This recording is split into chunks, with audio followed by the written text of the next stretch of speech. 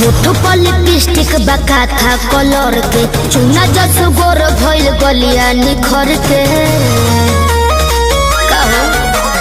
होठो पर लिपस्टिक बका था कलर के चुना जस गोर भइल गलिया निखर के तोहर का विचार अब हो जाना पर मौका मिली कछु कब ना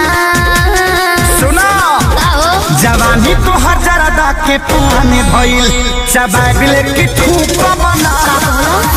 जवानी तो हजारदा के पान भइल चबाबिल की ठूक बना। भोर जतनी करे जाओ जोर जाइबो। Music by Arya Sharma.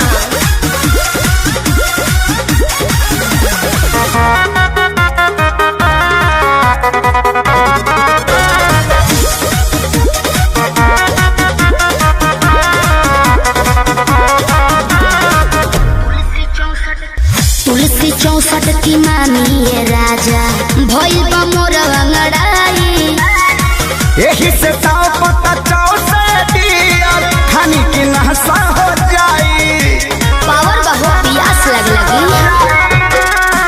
तुलसी 64 की मामी ये राजा भइल बा मोर अंगड़ाई यही से ताव पता चाव से दियर खानी की नहसा हो जाई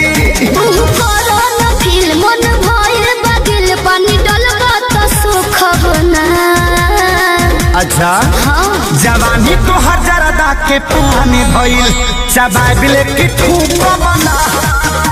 जवानी तो हजारदा के पानी भइल चबाबिल की ठूक बना। मछिया के गिर जइबो।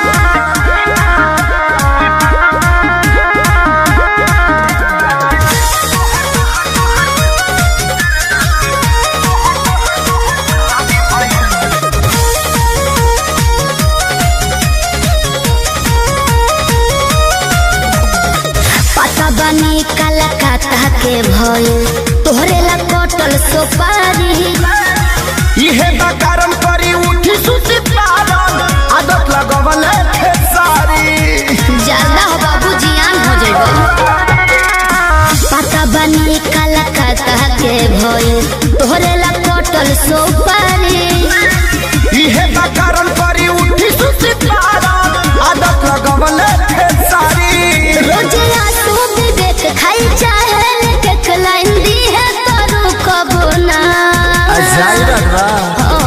जवानी तो हजारदा के पानी भइल चबाबिल की ठूक बना। जवानी तो हजारदा के पानी भइल चबाबिल की ठूक बना। फिर घुट जाता नहीं।